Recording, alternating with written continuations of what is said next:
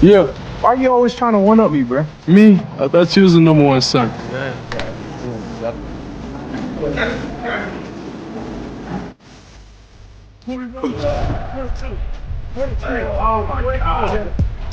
Alright. But did you remember to buy the coffee maker for mom though? Once again, way ahead of you.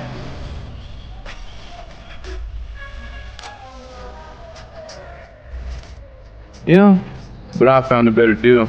Wait, how? Shop with Google, bro. Every scout, every analyst, every media personality who questioned Shedeur Sanders' toughness this offseason was looking at the wrong person. They kept studying Deion. They should have been studying Shilo. Because the reason Shedeur Sanders takes hits from Pro Bowl defensive linemen and immediately gets back up looking for the next snap, the reason he does not flinch, does not panic, does not speed up his release when the pocket collapses, has nothing to do with his father's Hall of Fame career.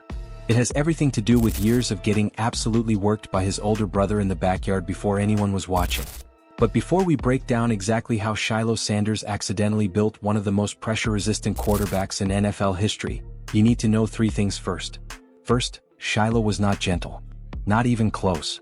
Second, the specific skill that kept Shedeur alive in the pocket last year behind a dead last offensive line was developed in a setting that had nothing to do with organized football. Third, Shilo himself has described the dynamic between them in a way that should terrify every defensive coordinator in the AFC North heading into 2026. Now let's get into the origin story that everybody missed. The conventional narrative around Shedeur Sanders starts and ends with Deion.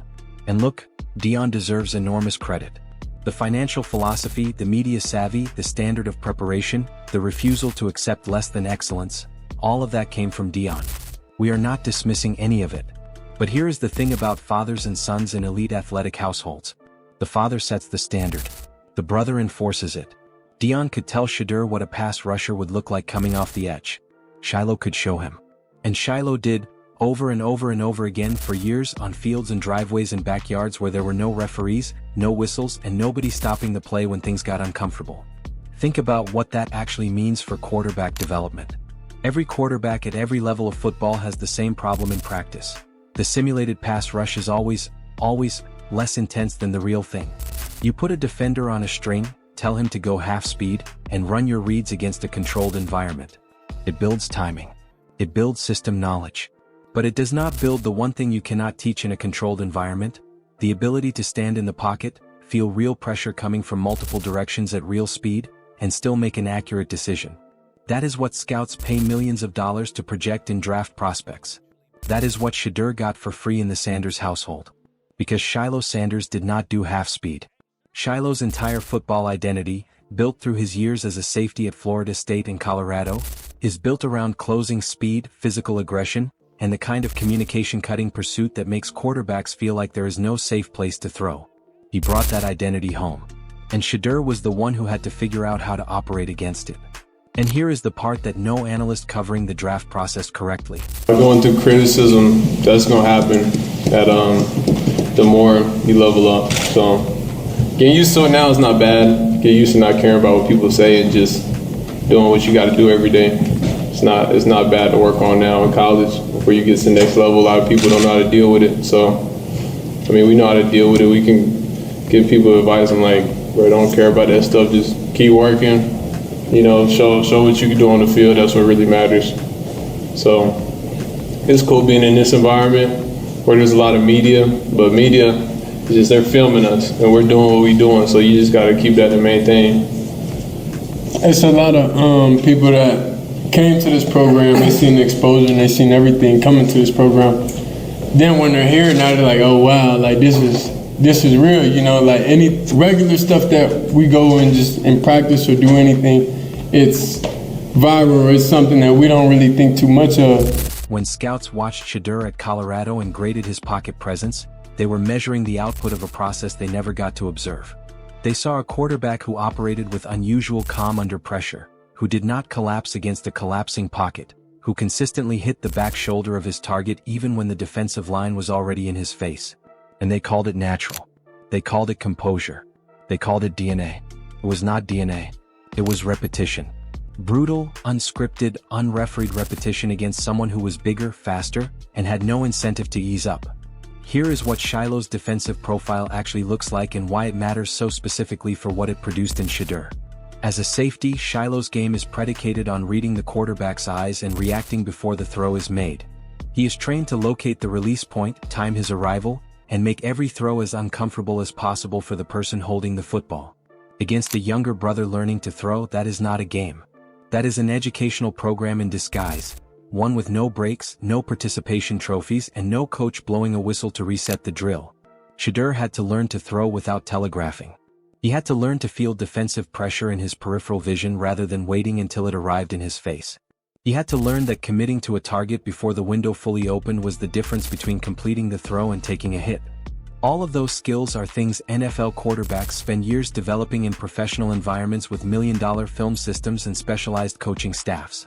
Shedeur was developing them in informal settings where nobody was grading his footwork and nobody was stopping the play to review a concept. That is an unfair advantage hiding in plain sight. And nobody in the pre-draft evaluation process gave it the weight it deserved. And it gets even deeper than the physical side, because the psychological dimension of the Shilo dynamic is where the real story lives. Think about what it does to a quarterback's internal calibration to compete against someone who is genuinely not going to let you off the hook. Shilo's personality, vocal, physical, emotionally invested, is the personality of a player who treats every competitive situation as if something real is at stake. That is not an act. Ask anyone who played with him at Florida State. Ask the teammates who shared a locker room with him at Colorado. When Shilo Sanders is competing, the intensity is real, the pursuit is real, and the consequences of failing to execute feel real. For Shedeur, that meant every informal rep against his brother carried the psychological weight of a genuine game situation. His brain learned to operate at full capacity, not because a coach told him to take it seriously, but because Shilo made it impossible to treat it any other way. That is the training no professional program can replicate. You cannot manufacture genuine stakes in an organized setting.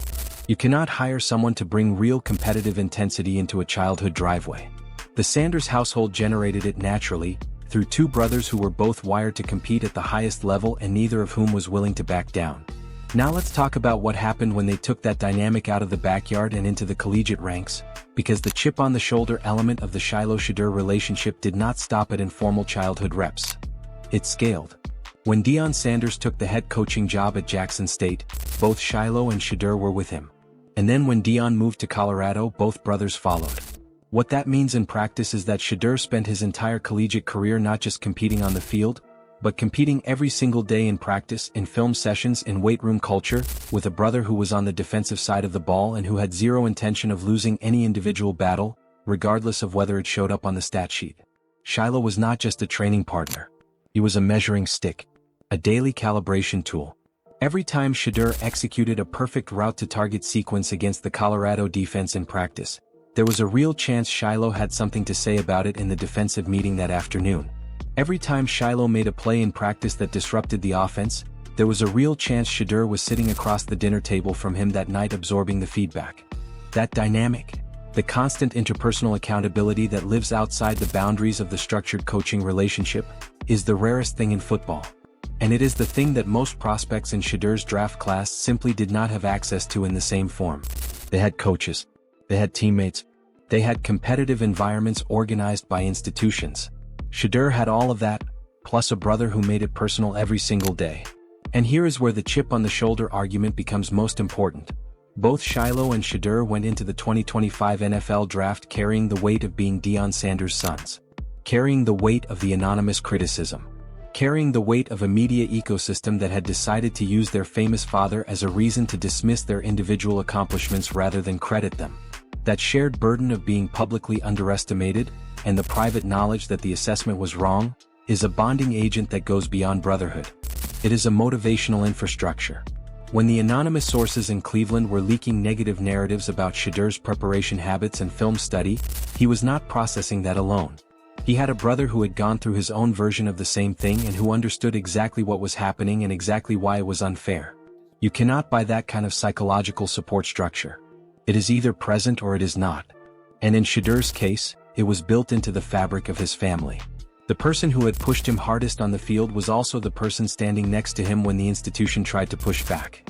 Now let's connect this directly to the rookie year film, Because the evidence is specific and directly refutes the "he panics under pressure" narrative that anonymous sources in Cleveland tried to build.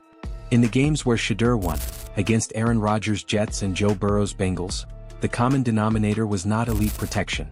The line was graded dead last by Pro Football Focus for the entire season. In both winning performances, Shedeur took meaningful hits. In both winning performances, he came back to the huddle and executed the next drive with the same timing, the same decision rhythm, the same pre-snap processing he had shown before the contact. That is the Shilo effect. Not the specific plays. The recovery between plays. The ability to reset the cognitive baseline immediately after a painful physical experience. Most young quarterbacks cannot do that cleanly. When a young quarterback takes a sack on third down, the next drive often shows compression. Quicker release than the situation requires, eyes that stop going through progressions and lock onto the first option, feet that do not reset in the pocket. The body is responding to what just happened rather than processing what is actually in front of it. Watch Shedeur's snap sequences after his worst hits in 2025. The next dropback is calibrated the same as every other dropback. The reset is immediate and complete. That is a conditioned response built over years of absorbing hits from someone who did not slow down and figuring out how to function anyway. Now let's project this forward, because this is where the argument gets genuinely exciting rather than just historically interesting. Cleveland just rebuilt its offensive line. Titus Howard at right tackle. Elton Jenkins at center. Zion Johnson at guard. The protection is dramatically better than anything Shedeur played behind in year one. Most analysts are framing this as, now we will finally find out if Shedeur can play, as if the question is whether he performs better with better protection. That is the wrong question. Here is the right one. What does a quarterback who was specifically conditioned to perform under maximum pressure look like when the pressure is reduced to merely difficult rather than impossible? The answer is that you are about to see a version of Shedeur Sanders that the structural environment of year one kept hidden. The composure, the processing, the post-hit reset, all of it was visible even behind a dead last line. With a rebuilt line giving him an extra half second on his drops, the same processing speed that kept him functional in chaos is going to look like something categorically different. It is going to look like elite because the baseline was already elite and the obstacles were the only thing obscuring it. The people who spent the offseason questioning his toughness are going to have a very difficult time explaining the gap between what they predicted and what the film shows.